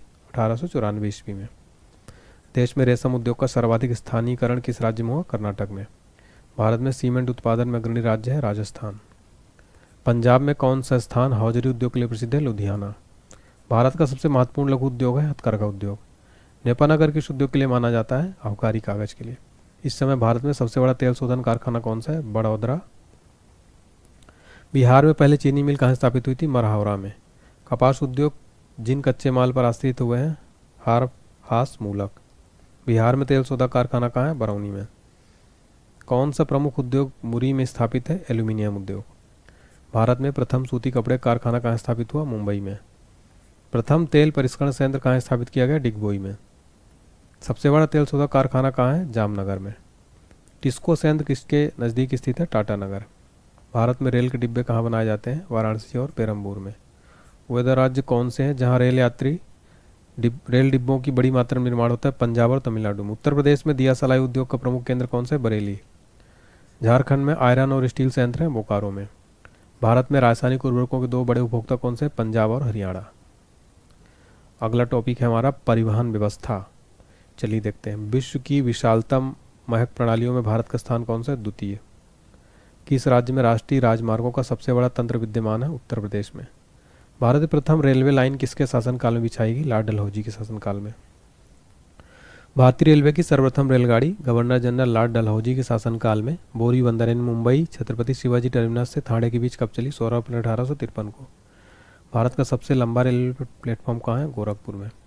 कोंकण रेलवे जोड़ती है रोहा मंगलूर को। भारत में मेट्रो रेल कहाँ चलती है? कोलकाता, दिल्ली, बेंगलुरु और मुंबई में। काराकोरम राजमार्ग किन्हें जोड़ता है? पाकिस्तान और अफगानिस्तान में। अभी वर्तमान में मेट्रो रेल देखा जाए लखनऊ वगैरह में भी चलने लगी है। इसके अलावा और भी बड़े बड़े शहरों में चलने लगी। इंदौर में भी उद्घाटन हो चुका है। किस शासक को जीटी रोड का निर्माण का श्रेय दिया जाता है? शेरशाह सूरी को। विश्व में भारतीय रेलवे नेटवर्क की स्थिति कौन सी है? दूसरी। शेरशाह द्वारा निर्मित जीटी रोड यानी ग्रांड ट्रंक रोड पंजाब किसके साथ जोड़ता है? पूर्वी बंगाल। उत्तर दक्षिण तथा पूर्व पश्चिम गलियारे मिलते हैं झांसी में। भारतीय रेलवे के कितने क्षेत्रों में विभक्त किए गए? 17। दक्षिण पश्चिम रेलवे का मुख्यालय कहाँ है? हुबली में। पूर्व मध्य रेलवे का मुख्यालय कहाँ स्थित है? हाजीपुर में। भारत में प्रथम विद्युत ट्रेन कब चली? 1925 में। भारत की प्रथम विद्युत संचालित रेलगाड़ी कौन सी? डेक्कन क्वीन। भारत के किस नगर में दो रेलवे जोन का मुख्यालय है? मुंबई में। इंडियन एयरलाइंस का मुख्यालय कहाँ स्थित है? दिल्ली में। एयर इंडिया का मुख्यालय कहाँ स्थित है? मुंबई में। नेताजी सुभाष चंद्र बोस अंतर्राष्ट्रीय हवाई अड्डा कहाँ है? कोलकाता में। भारत में कितने मुख्य बंदरगाह हैं? टोटल 13। भारत की तटरेखा पर अच्छे पोताश्रय की कमी क्यों है? तटरेखा प्रायः सीधी और सपाट होती है। किस बंदरगाह को भारत का प्रवेश द्वार कहा जाता है? मुंबई को। भारत का सबसे बड़ा बंदरगाह कौन सा है? मुंबई। पारादीप बंदरगाह किस राज्य में है? ओडिशा में। भारत का सबसे गहरा तथा स्थलबद्ध सुरक्षित बंदरगाह कौन सा? विशाखापट्टनम। भारत का कृत्रिम बंदरगाह कौन सा है? चेन्नई। चेन्नई जो है आर्टिफिशियल बंदरगाह है, ठीक है। कृत्रिम यानी आर्टिफिशियल। विगत 50 वर्षों में भारतीय रेल मार्ग के पथ की लंबाई में लगभग कितने प्रतिशत की वृद्धि हुई है? 16.6%। देश में माल वाहन परिवहन के लिए कौन सबसे बड़े माध्यम के रूप में प्रयुक्त हुआ है? रेलवे। पहिए और एक्सेल बनाने वाली रेलवे यूनिट कहाँ है? बेंगलोर में। प्रथम संपर्क क्रांति ट्रेन चली थी दिल्ली बंगलौर के बीच। कौन सा संगठन भारत की विभिन्न रेलगाड़ियों, प्रावस्था, प्रथम इंटरनेट तथा टेलीफोन सुविधाएं प्रबंधित करने से संबंधित है? रेल टेल निगम। कोंकण रेल मार्ग नहीं जोड़ता है? बेलगाम को। अगला है पूर्व रेलवे के बंटवारे के पश्चात हाजीपुर के आंचलिक कार्यालय का नाम क्या हुआ? पूर्व मध्य रेलवे। अब तक काम में आने वाला विश्व का सबसे पुराना भाप इंजन कौन सा है? फेरी क्वीन। भारत में वायु परिवहन का विकास का प्रारंभ हुआ 1911 में। कौन सा बंदरगाह भारतीय सामुद्रिक व्यापार का पूर्वी द्वार कहलाता है? कोलकाता और हल्दिया। नावा सेवा बंदरगाह परियोजना कहाँ स्थित है? मुंबई में। स्वतंत्रता के बाद विकसित किया गया पहला पत्तन कौन सा है? कांडला। राजीव गांधी राष्ट्रीय उड़ान संस्थान, Rajiv Gandhi national flying institute किस राज्य में स्थापित किया जा रहा है? महाराष्ट्र में। देश का सबसे लंबा आंतरिक जलमार्ग कौन सा है? इलाहाबाद हल्दिया। भारत का 40% सड़क परिवहन होता है राष्ट्रीय राजमार्ग से। रेलवे का जोन मुख्यालय हाजीपुर कहाँ स्थित है? बिहार में। अगला टॉपिक है हमारा संचार। देखते हैं पहला क्वेश्चन। भारत में सर्वाधिक डाक सेवा की शुरुआत कब हुई थी? 1837 ईस्वी में। भारत में सार्वजनिक डाक सेवा की शुरुआत हुई थी 1837 ईस्वी में। वर्तमान डाक विभाग की स्थापना कब हुई? 1854 में। विश्व में सबसे अधिक डाकघर किस देश में है? भारत में। भारत में पहला डाक टिकट कब मुद्रित हुआ था? 1854 में। भारत में प्रथम डाक टिकट किस गवर्नर जनरल के कार्यकाल में शुरू हुआ? लॉर्ड डलहौजी। डाकघर बचत योजना का शुभारंभ कब हुआ? 1885 में। भारत में पिन कोड प्रणाली की शुरुआत कब हुई? 1972 ईस्वी में। भारत में स्पीड पोस्ट सेवा का प्रारंभ हुई 1986 में। भारत में मनी ऑर्डर सेवा का प्रारंभ हुई 1880 में। भारत में कितने पिन कोड जोन है? 9। डाक सूचकांक में कुल कितनी संख्या होती है? 6। ग्रीन चैनल क्या है? स्थानीय पत्रों के लिए डाक सेवा। अगला टॉपिक है जनसंख्या और नगरीकरण। भारत में पहली बार जनगणना कब हुई थी? 1872 ईस्वी में। भारत में पहली जनगणना किसके कार्यकाल में संपन्न हुई थी? लॉर्ड मेयो के। जनसंख्या की दृष्टि से भारत का सबसे बड़ा केंद्र शासित प्रदेश है दिल्ली। जनसंख्या की दृष्टि से भारत का सबसे छोटा केंद्र शासित प्रदेश है लक्षद्वीप। भारत के बीमारू राज्यों में सबसे घना आबादी राज्य है बिहार। भारत के किस राज्य में महिलाओं की संख्या पुरुषों से अधिक है? केरल में। मोगा लोपोलिम सामान्यतः कितनी जनसंख्या वाले नगर होते हैं? 50 लाख से अधिक। जनसंख्या के आकार की दृष्टि से भारत का सबसे छोटा राज्य कौन सा है? सिक्किम है। भारत का सर्वाधिक नगरीकरण वाला राज्य है महाराष्ट्र। भारत के किस राज्य में ईसाई जनसंख्या का प्रतिशत सर्वाधिक है? मिजोरम में। भारत का क्षेत्रफल संसार के क्षेत्रफल का 2.4 है, परंतु इसकी संपूर्ण मानव प्रजाति का 17% जनसंख्या है। भारत में जनसंख्या घनत्व की दृष्टि से बिहार का क्रम राज्यों में क्या है? पहला है। भारत की कुल जनसंख्या में बिहार की जनसंख्या का प्रतिशत कितना है? 8.04। भारत की तीसरी सर्वाधिक बोली जाने वाली भाषा है तेलुगु। भारत के राज्यों में किसका जनसंख्या घनत्व सबसे कम है? अरुणाचल प्रदेश। भारत की वर्तमान आबादी में 65 वर्ष से अधिक आयु वाले व्यक्तियों की लगभग प्रतिशत कितनी है? 5 से 6%। अगला टॉपिक है भारत की जनजातियाँ। भील जनजाति कहाँ पाई जाती है? महाराष्ट्र में। भारत की सबसे बड़ी जनजाति कौन सी है? भील है। गारो जनजाति कहाँ की है? मेघालय की। बोडो जनजाति कहाँ की है? गारो पहाड़ी की। गद्दी लोक निवासी कहाँ के हैं? हिमाचल प्रदेश के। शोम्पेन जनजाति कहाँ पाई जाती है? निकोबार द्वीप समूह। केंद्र शासित प्रदेशों में ओंजो जनजाति किसमें रहते हैं? अंडमान और निकोबार द्वीप। आंसर है जम्मू कश्मीर। देखिए फ्रेंड्स, ये क्वेश्चन ना एग्जाम में कई बार रिपीट हुआ है, इसको स्टार मार्क करिए। भारत के मीठे पानी की सबसे बड़ी झील कौन सी है? राइट आंसर है वुलर झील। उकाई झील किस राज्य में स्थित है? राइट आंसर है गुजरात में। उकाई झील किस प्रकार की झील है? मानव निर्मित। उकाई झील किस नदी पर स्थित है? ताप्ती नदी। गोविंद सागर झील किस राज्य में स्थित है? हिमाचल प्रदेश में। नागार्जुन सागर किस नदी पर स्थित है? कृष्णा नदी आंध्र प्रदेश में स्थित है नागार्जुन सागर। निजाम सागर किस नदी पर स्थित है? मंजरा नदी आंध्र प्रदेश में। तुंगभद्रा झील किस नदी पर स्थित है? तुंगभद्रा नदी कर्नाटक में। नागार्जुन सागर, निजाम सागर, तुंगभद्रा झील किस प्रकार की झीलें हैं? ये मानव निर्मित यानी मानवों द्वारा बनाई गई झीलें हैं। गोविंद बल्लभ पंत सागर झील किस राज्य में स्थित है? छत्तीसगढ़ और उत्तर प्रदेश में। अगला प्रश्न, गोविंद बल्लभ पंत सागर झील किस नदी पर बनाई गई है? रिहंद नदी पर। राणा प्रताप सागर और जवाहर सागर किस राज्य में स्थित है? राजस्थान में। गांधी सागर किस राज्य में स्थित है? मध्य प्रदेश में। राणा सागर, जवाहर सागर और गांधी सागर किस नदी पर बनाई गई झीलें हैं? चंबल नदी पर। लोकटक झील किस राज्य में स्थित है? मणिपुर में। पूर्वोत्तर राज्य की मीठे पानी की सबसे बड़ी झील कौन सी? लोकटक झील। केबुल लामजाओ नाम का तैरता हुआ राष्ट्रीय पार्क किस झील में स्थित है? लोकटक में। चिल्का झील किस राज्य में स्थित है? ओडिशा में। तो देखिए, चिल्का झील से एग्जाम में प्रश्न डायरेक्ट बनता है। चिल्का झील कैसे पानी की झील है? खारे पानी की झील। भारत की सबसे बड़ी लैगून झील कौन सी है? चिल्का झील। पुलिकट झील किस राज्य में स्थित है? आंध्र प्रदेश में। पुलिकट झील किस प्रकार की झील है? लैगून झील। श्रीहरिकोटा द्वीप की झील में स्थित है? पुलिकट झील में। हैदराबाद और सिकंदराबाद के मध्य कौन सी झील स्थित है? हुसैन सागर झील। वेम्बनाड झील किस राज्य में स्थित है? केरल राज्य में। वेम्बनाड झील में कौन सा द्वीप स्थित है? वेलिंगटन द्वीप। भारत का सबसे छोटा राष्ट्रीय राजमार्ग NH-47 किस द्वीप पर स्थित है? वेलिंगटन।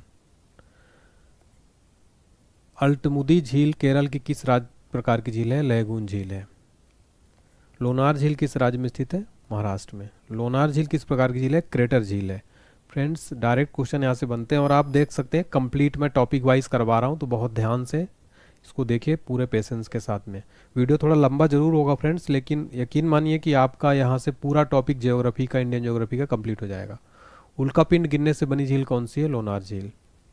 भारत की सबसे अधिक ऊंचाई पर स्थित झील कौन सी है? चोलामू झील। चोलामू झील किस नदी का उद्गम होता है? तीस्ता नदी। डल झील किस राज्य में स्थित है? जम्मू कश्मीर में। पुष्कर झील कहाँ स्थित है? अजमेर राजस्थान में। सांभर झील किस राज्य में स्थित है? राजस्थान में। भारत की सबसे बड़ी खारे पानी की झील कौन सी है? सांभर झील है। अब हम देखेंगे भारत की नदियों पर बसे प्रमुख नगर। देखिए जैसे गंगा नदी के किनारे कौन कौन से शहर स्थित है? हरिद्वार, कानपुर, बनारस, पटना, ये प्रमुख शहर गंगा नदी किनारे स्थित है। यमुना नदी के किनारे दिल्ली, आगरा, मथुरा, ये सब यमुना नदी के हैं। सरयू नदी के किनारे अयोध्या जो है स्थित है। अलकनंदा नदी के किनारे बद्रीनाथ स्थित है। हुगली नदी के किनारे कोलकाता, देखिए कोलकाता जो शहर है हुगली नदी किनारे, हुगली नदी के तट पर बसा हुआ है। महानदी कटक, संबलपुर। ब्रह्मपुत्र नदी के किनारे डिब्रूगढ़, गुवाहाटी और सोकोवा घाट। और सतलज नदी के किनारे फिरोजपुर और लुधियाना, सतलज नदी के किनारे। नर्मदा नदी के किनारे है भरूच, महेश्वर, ओंकारेश्वर, जबलपुर, ये प्रमुख शहर हैं।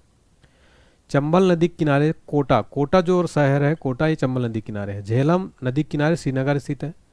तुंगभद्रा नदी के किनारे कुरनूल स्थित है। उज्जैन, महाकाल नगरी उज्जैन जो है क्षिप्रा नदी के किनारे पर स्थित है। लखनऊ जो उत्तर प्रदेश की राजधानी है गोमती नदी के किनारे स्थित है। नासिक जो शहर है वो गोदावरी नदी के किनारे स्थित है। और कावेरी नदी जो है श्रीरंगपट्टनम शहर जो है स्थित है। ताप्ती नदी के किनारे स्थित है सूरत, जो प्रसिद्ध सूरत गुजरात का जो शहर है, ताप्ती नदी के किनारे। कृष्णा नदी के किनारे विजयवाड़ा। हैदराबाद जो है मूसी नदी के किनारे पर हैदराबाद जो है स्थित है। ओरछा जो है ये बेतवा नदी किनारे स्थित है। अहमदाबाद जो गुजरात का काफ़ी प्रसिद्ध शहर है, साबरमती नदी किनारे स्थित है। इलाहाबाद देखिए गंगा, जमुना, सरस्वती के संगम पर जो है क्या स्थित है? प्रयागराज जो है फ्रेंड्स, इसका वर्तमान नाम प्रयागराज है। गंगा, यमुना और सरस्वती के संगम पर स्थित है। अब देखेंगे भारत की नदियों पर बने प्रमुख बांध, 8वां टॉपिक हमारा। यहाँ से एक प्रश्न आप डन मानिए, ठीक है। पहला प्रश्न, भारत का सबसे ऊंचा बांध कौन सा है? टिहरी बांध जो है फ्रेंड्स भारत का सबसे ऊंचा बांध है। भारत का सबसे लंबा बांध कौन सा है? हीराकुंड बांध भारत का सबसे लंबा बांध है। नागार्जुन सागर बांध किस नदी पर बना है? कृष्णा नदी, आंध्र प्रदेश पर। हीराकुंड बांध किस नदी पर बनाया गया है? महानदी, ओडिशा। टिहरी बांध किस नदी पर स्थित है? भागीरथी, उत्तर प्रदेश में। लक्ष्मीबाई सागर बांध किस नदी पर है? बेतवा नदी, यूपी में। रंजीत सागर बांध किस नदी पर स्थित है? रावी नदी, पंजाब में। छोम बांध किस नदी पर स्थित है? कृष्णा नदी, महाराष्ट्र में। मेटूर बांध किस नदी पर बना है? कावेरी नदी, तमिलनाडु पर। अलमाटी बांध किस नदी पर बना है? कृष्णा नदी, कर्नाटक में। गांधी सागर बांध किस नदी पर बना है? चंबल, राजस्थान में। थीन बांध किस नदी पर बना है? रावी नदी। मैथन बांध किस नदी पर बना है? बराकर नदी। बाल पहाड़ी बांध किस नदी पर बना है? बराकर। पोंग बांध किस नदी पर बना है? ब्यास नदी। फरक्का बांध किस नदी पर बनाया गया है? गंगा नदी पर। इडुक्की बांध किस राज्य में है? केरल में है। मयूराक्षी बांध किस नदी पर बना है? मयूराक्षी पश्चिम बंगाल में स्थित है मयूराक्षी बांध। काठी बांध किस नदी पर बना है? रामगंगा, उत्तर प्रदेश में। गोविंद बल्लभ पंत सागर किस नदी पर बना है? रिहंद, यूपी में। अगला टॉपिक है भारत की जलवायु। भारत की जलवायु की सबसे महत्वपूर्ण विशेषता क्या है? पवनों की दिशा में परिवर्तन। मानसून किस भाषा का शब्द है? अरबी भाषा का। भारत में सर्वाधिक वर्षा मुख्यतः प्राप्त होती है कहाँ से? दक्षिणी पश्चिमी मानसून से होती है। अमृतसर एवं शिमला एक ही अक्षांश पर स्थित है, परंतु उनको जलवायु में भिन्नता का कारण क्या है? उनकी समुद्र से दूरी के कारण ऐसा होता है। तमिलनाडु में शरदकालीन वर्षा अधिकांशतः किन कारणों से होती है? पश्चिमी विक्षोभ के कारण। भारतवर्ष में सर्वाधिक वर्षा किस क्षेत्र में होती है? मध्य प्रदेश तथा बिहार में। देश के किस भाग में मानसून के अरब सागर और बंगाल की खाड़ी दोनों ही शाखाओं से वर्षा होती है? तो पंजाब। भारत में सर्वाधिक वर्षा किस क्षेत्र में होती है? पूर्वोत्तर भारतीय राज्य मेघालय में सर्वाधिक वर्षा होती है। भारत में सर्वाधिक वर्षा प्राप्त करने वाला स्थान कौन सा है? मासिन राम जो है मेघालय में आता है। आम्र वर्षा क्या है? बिहार और बंगाल में मार्च और अप्रैल में होने वाली वर्षा। सर्वाधिक वर्षा किस मानसून से होती है? दक्षिण पश्चिम मानसून। भारत में सबसे कम वर्षा कहाँ होती है? लद्दाख के लेह में। जम्मू कश्मीर में होने वाली शीतकालीन वर्षा का कारण कौन सा है? पश्चिमी विक्षोभ। मासिन राम और चेरापूंजी में अधिक वर्षा होने के कारण क्या है? यहाँ की पहाड़ियाँ कीप आकृति की हैं। नेक्स्ट है, भारत के किस भाग में सर्वाधिक दैनिक तापांतर पाया जाता है? पूर्वी तटीय प्रदेश में। भारत के उत्तरी मैदानों में शीतकालीन वर्षा होती है पश्चिमी विक्षोभ से। भारत में वर्षा का अधिक होते हुए भी यह देश प्यासी धरती समझा जाता है। इसका कारण क्या है? वर्षा के पानी का तेजी से बह जाना, शीघ्रता से भाप बनकर उड़ जाना तथा वर्षा का कुछ थोड़े महीनों में जोर होना। भारतीय उपमहाद्वीप पर ग्रीष्म ऋतु में उच्च तापमान और निम्न दाब हिंद महासागर में वायु का वर्षण करते हैं, जिसके कारण प्रभावित होता है दक्षिण पश्चिम मानसून। अल्पकालीन जलवायु संबंधी भविष्य कथन के लिए पिछले दशक में ज्ञात हुई स्थितियों में से कौन सा एक भारतीय उपमहाद्वीप में विरल क्षीण वर्षा मानसून से संबंध है? एल नीनो तथा दक्षिणी दोलन। भारत के पश्चिमी तटों में ग्रीष्म में अति उच्च वर्षा मुख्यतः किसके कारण से होती है? समुद्र के निकट होने के कारण। अगला टॉपिक है हमारा भारत के वन। चलिए देखते हैं। पहला प्रश्न है, राष्ट्रीय वन नीति के अनुसार पर्यावरण की दृष्टि से देश के कम से कम कितने प्रतिशत क्षेत्र पर वनों का आवरण आवश्यक है? राइट आंसर है 33% पर। केंद्र सरकार द्वारा नई वन नीति घोषणा किस वर्ष की गई? 1988 ईस्वी में की गई थी। भारतीय वन सर्वेक्षण विभाग का मुख्यालय कहाँ स्थित है? देहरादून में। भारत में वन अनुसंधान संस्थान कहाँ स्थित है? देहरादून में। राष्ट्रीय पर्यावरण शोध संस्थान कहाँ स्थित है? नागपुर में। देश के कुल क्षेत्रफल के कितने प्रतिशत भूभाग पर वनों का आवरण है? 21.05%। अगला प्रश्न है, भारत में वृक्षारोपण उत्सव जिसे वन महोत्सव के नाम से जाना जाता है के जन्मदाता कौन है? के.एम. मुंशी हैं। वन रोपण प्रक्रिया कैसी है? पेड़ लगाने की। और पेड़ लगाने की प्रक्रिया को क्या कहते हैं? वन रोपण। पश्चिमी हिमालय संसाधन प्रदेश के प्रमुख संसाधन कौन से? वन। किस राज्य के कुछ भौगोलिक क्षेत्रफल के सबसे कम भाग पर वनों का विस्तार पाया जाता है? हरियाणा में। पारिस्थितिकी संतुलन बनाए रखने के लिए न्यूनतम वन आवरण अनिवार्य है संपूर्ण भूमि का 33%। वृक्षादित क्षेत्र सर्वाधिक कहाँ है? पूर्वी दक्कन में। अगला प्रश्न है, भारत में अधिकांश वन संपदा का मालिक कौन सा है? तो मालिक है राज्य। तो इसका तात्पर्य क्या है फ्रेंड्स कि भारत में अधिकांश वन संपदा का मालिक जो है राज्य सरकार। भारत में मैग्रोव वनस्पति मुख्यतः पाई जाती है सुंदरबन में। नीलगिरी पहाड़ियों में पेड़ की सामान्य जाति कौन सी? टीक या सागौन। भारत में अतिसघन वनों का सर्वाधिक क्षेत्र किस राज्य में पाया जाता है? अरुणाचल प्रदेश में। किसे वैश्विक विरासत का वन माना जाता है? पश्चिम बंगाल में जो सुंदरबन है। भारत में राज्यों में किसमें सागौन का वन पाया जाता है? मध्य प्रदेश में। देश में सर्वाधिक क्षेत्रफल पर किस प्रकार के वन पाए जाते हैं? उष्णाई पतझड़ वन। नलदली अथवा ज्वार भाटा क्षेत्रों में पाए जाने वाले वन को क्या कहा जाता है? Mangrove one. भारत में मैग्रोव वनस्पति का सर्वाधिक विस्तार किस राज्य में पाया जाता है? पश्चिम बंगाल में। भारत में चंदन की लकड़ी के वन सबसे अधिक कहाँ पाए जाते हैं? नीलगिरी पहाड़ियों में। आपको पता है कर्नाटक में जो है सर्वाधिक, आप जो मूवी देखे हैं पुष्पा, उसमें जो है नीलगिरी पहाड़ियों में ही जो है चोरियां वगैरह करता था पुष्पा, है ना। साइलेंट वैली के चर्चित होने के कारण क्या? जैव विविधता और सदाबहार वन का संरक्षण। फूलों की घाटी कहाँ स्थित है? उत्तराखंड में। शांत घाटी यानी साइलेंट वैली कहाँ स्थित है? केरल में। फ्रेंड्स, ये क्वेश्चन ना यहाँ से जरूर बनता है एग्जाम में, इनको आप हल्के मत लेना, जरूर इसको याद करते रहना। आप देखेंगे वेरी इंपॉर्टेंट टॉपिक है ये। भारत के जो राष्ट्रीय उद्यान, पक्षी विहार और वन्यजीव अभयारण्य यानी कि नेशनल पार्क और सेंचुरी।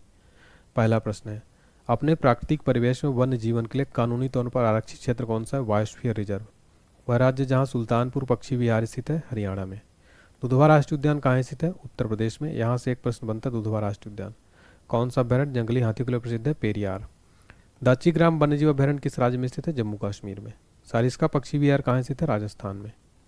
विश्व का एकमात्र प्लावी राष्ट्रीय पार्क कहाँ स्थित है? मणिपुर में। काजीरंगा किस लिए जाना जाता है? गैंडा के लिए। नल सरोवर पक्षी अभ्यारण्य किस राज्य में है? गुजरात में। पेरियार अभ्यारण्य प्रसिद्ध है जंगली हाथियों के लिए। काजीरंगा राष्ट्रीय उद्यान कहाँ स्थित है? असम में स्थित है। और एक सींग वाले गैंडा के लिए बहुत प्रसिद्ध है काजीरंगा। केवलादेव गाना पक्षी विहार कहाँ स्थित है? भरतपुर राजस्थान में। नंदा देवी जीव मंडल किस राज्य में स्थित है? उत्तराखंड में। मानस पशु विहार किस राज्य में स्थित है? असम में। अभ्यारण्य राइनो के लिए जाना जाता है, काजीरंगा जो है राइनो के लिए जाना जाता है। किस राज्य में राष्ट्रीय उद्यान वैली ऑफ फ्लावर्स स्थित है? उत्तराखंड में। मधुमलाई पशु विहार प्रसिद्ध है व्याघ्रों के लिए। गिरी राष्ट्रीय उद्यान जो एशियाई शेर के लिए प्रसिद्ध है कहाँ स्थित है? गुजरात में। राजाजी राष्ट्रीय पार्क एक प्राकृतिक आवास है एशियाई हाथी का। भारत का प्रथम राष्ट्रीय उद्यान कौन सा है? कॉर्बेट राष्ट्रीय उद्यान। भारत का पहला राष्ट्रीय उद्यान है कॉर्बेट राष्ट्रीय उद्यान। भारत का पहला तितली उद्यान कहाँ स्थित है? बन्नरघट्टा जैविक उद्यान बेंगलुरु में। भारतीय प्राणी विज्ञान सर्वेक्षण को स्थापना कब कहाँ की गई थी? 1916 में कोलकाता में। भारतीय प्राणी विज्ञान सर्वेक्षण की स्थापना हुई थी 1916 में कोलकाता में। अगला प्रश्न है, भारतीय वानस्पतिक सर्वेक्षण विभाग की स्थापना कब और कहाँ की गई थी? 1970 ईस्वी में कोलकाता में। भारत में सबसे बड़ा वाघ अभ्यारण्य रिजर्व कौन सा? Corbett. National would fossil park कहाँ स्थित है? जैसलमेर में। दाचीग्राम राष्ट्रीय उद्यान में मुख्य रूप से क्या पाया जाता है? तेंदुआ। भारतीय वनों में से किस में से बाघ विलीन हो गए हैं? सारिस्का वाइल्ड लाइफ सेंचुरी में से बाघ जो है विलीन हो गए हैं। कौन एक टॉप स्किप के नाम से आना था? इंदिरा गांधी वन्यजीव अभ्यारण्य राष्ट्रीय उद्यान। बुक्सा बाघ परियोजना भारत के किस राज्य में स्थित है? पश्चिम बंगाल में। विश्व वन्यजीव कोप का प्रतीक है लाल पांडा। एक सींग वाला गैंडा निम्नलिखित में से किस प्रदेश पाया जाता है? पश्चिम बंगाल और असम में। जीवमंडल आरक्षित क्षेत्रों की पहली परियोजना स्कीम कौन सी थी? नीलगिरी जीवमंडल आरक्षित क्षेत्र। भारत में सर्वाधिक जैव विविधता कहाँ पाई जाती है? बायोडायस्फीयर इसको कहते हैं। शांत घाटी यानी साइलेंट वैली में सर्वाधिक जैव विविधता जो है पाई जाती है। अगला टॉपिक है हमारा भारत की मिट्टियाँ, वेरी इंपॉर्टेंट है। चलिए देखते हैं, भारत के सर्वाधिक क्षेत्र पर किस प्रकार की मिट्टी का विस्तार पाया जाता है? जलोढ़ मिट्टी। पुरानी जलोढ़ मिट्टी को अन्य किस नाम से जाना जाता है? बांगर। भारत के उत्तरी मैदान की मृदा सामान्यतः कैसे होती है? तलोचन से। गंगा के जलोढ़ मिट्टी की भूमि सतह के नीचे लगभग है 600 मीटर। गंगा के मैदानों की पुरानी कछारी मिट्टी क्या कहलाती है? बांगर। किस प्रकार की मिट्टी के लिए न्यूनतम उर्वरक की आवश्यकता होती है? लाल मिट्टी के लिए। कौन सी मिट्टी प्रायद्वीपीय भारत में अधिकतम क्षेत्र पर विस्तृत है? काली मिट्टी। कपास की खेती के लिए सर्वोत्तम मिट्टी कौन सी है? काली मिट्टी। लावा के प्रवाह से किस मिट्टी का निर्माण होता है? काली मिट्टी का। काली मिट्टी किस फसल की खेती के लिए सर्वाधिक उपयोग होती है? कपास की खेती के लिए। किस मिट्टी में कृषि के लिए सिंचाई की आवश्यकता नहीं होती है? काली मिट्टी में। भारत में लाल मिट्टी का सर्वाधिक विस्तार पाया जाता है आंध्र प्रदेश एवं तमिलनाडु में। लेटराइट मिट्टी महत्वपूर्ण रूप से पाई जाती है मालाबार तटीय क्षेत्रों में। भारत में कौन मृदा समूह लोहे के अतिरेक होने के कारण अनुर्वर होता जा रहा है? लेटराइट। धान की खेती के लिए अति उपजाऊ भूमि कौन सी होती है? दोमट। मृदा अपरदन रोका जा सकता है वन रोपण द्वारा। रेगुर नाम है काली मिट्टी का। महाराष्ट्र में सर्वाधिक मात्रा में पाई जाने वाली उपलब्ध मृदा का प्रकार है काली मिट्टी। मखरैला यानी लेटराइट मिट्टी किसका परिणाम होता है? निथरन लीचिंग का। अगला टॉपिक है हमारा सिंचाई के साधन। चलिए देखते हैं, पहला प्रश्न है, भारत में सिंचाई का सबसे प्रमुख साधन कौन सा है? कुआं और नलकूप है। देश के कुल सिंचित क्षेत्र में नहरों की भागीदारी कितनी है? यहाँ पर नहर होगा तो नहरों की भागीदारी है 31.1%। देश के कुल सिंचित क्षेत्र में कुओं और नलकूपों की भागीदारी कितनी है? 56%। देश की कुल सिंचित क्षेत्र में तालाब सिंचाई की भागीदारी कितनी है? 6%। भारत के किस भाग में तालाब का सिंचाई के साधन के रूप में सर्वाधिक प्रयोग होता है? दक्षिणी जो है भारत के दक्षिणी भाग में तालाब का सिंचाई का साधन सर्वाधिक प्रयोग होता है। किस राज्य का सर्वाधिक कृषि क्षेत्र तालाबों द्वारा सिंचित किया जाता है? तमिलनाडु में। तो मैंने जैसे आपको बताया कि दक्षिण जो राज्य हैं वहाँ पर सर्वाधिक तालाबों से जो है सिंचाई की जाती है। नलकूपों को सर्वाधिक संख्या किस राज्य में है? वो यूपी में है। भारत में नहर द्वारा सिंचाई कौन सा राज्य अग्रणी है? पंजाब। कुओं और नलकूपों द्वारा सिंचाई में अग्रणी राज्य कौन सा है? गुजरात। इंदिरा गांधी नहर है राजस्थान नहर को किस नदी से जल मिलता है? सतलज से। भारत में सबसे लंबी सिंचाई नहर कौन सी है? इंदिरा गांधी नहर। सारण सिंचाई नहर कहाँ निकलती है? गंडक से। त्रिवेणी नहर में किस नदी से पानी आता है? गंडक से। राजस्थान नहर का नया नाम क्या है? इंदिरा गांधी नहर। अगला टॉपिक है हमारा कृषि एग्रीकल्चर। यहाँ से भी 1 से 2 प्रश्न जरूर बनते हैं फ्रेंड्स। चलिए देखते हैं, भारत में कृषि को दुष्प्रभावित करने वाला मौसम का सबसे महत्वपूर्ण तत्व कौन सा है? वृष्टि। नकदी फसल में सम्मिलित नहीं होता है? गेहूं। भारत का सबसे बड़ा चावल उत्पादक राज्य कौन सा है? पश्चिम बंगाल। किस क्षेत्र को भारत का चावल का कटोरा यानी राइस बाउल ऑफ इंडिया कहा जाता है? कृष्णा गोदावरी डेल्टा क्षेत्र को कहा जाता है। भारत में गेहूं के प्रथम 3 सबसे बड़े उत्पादक राज्य कौन से हैं? उत्तर प्रदेश, पंजाब व हरियाणा हैं 3 सबसे बड़े उत्पादक। प्रोडक्शन। भारत का सर्वाधिक खाद्यान्न उत्पादन करने वाला राज्य है उत्तर प्रदेश। भारत में अधिकतम कृषि योग्य क्षेत्र घेरने वाली फसल कौन सी है? चावल है। उस खाद्य फसल का नाम बताइए जो भारत में सबसे अधिक उपज देती है? चावल है। भारत का कौन सा राज्य जूट प्रमुख उत्पादक है? पश्चिम बंगाल। भारत में सर्वोत्तम चाय कहाँ पैदा होती है? दार्जिलिंग में। भारत में सबसे ज़्यादा चाय किस राज्य में पैदा होती है? असम में। भारत का कॉफ़ी अनुसंधान संस्थान कहाँ स्थित है? कुर्ग में। भारत का सबसे बड़ा गन्ना उत्पादक राज्य कहाँ है? उत्तर प्रदेश। भारत में प्राकृतिक रबड़ का सबसे अधिक उत्पादन किस राज्य में होता है? केरल में। नीली क्रांति किससे संबंधित है? मत्स्य उत्पादन में। किस राज्य को भारत का धान्य भंडार के रूप में जाना जाता है? पंजाब को। हरित क्रांति का अर्थ क्या है? कृषि की आधुनिक विधियों का उपयोग कर प्रति एकड़ फसल की उपज बढ़ाना। भारत में हरित क्रांति का जनक किसे माना जाता है? डॉक्टर एम एस स्वामीनाथन को। भारत का सबसे बड़ा मूंगफली उत्पादक राज्य कौन सा है? गुजरात। भारत का सबसे बड़ा सोयाबीन उत्पादक राज्य है मध्य प्रदेश। काजू का सबसे बड़ा उत्पादक राज्य कौन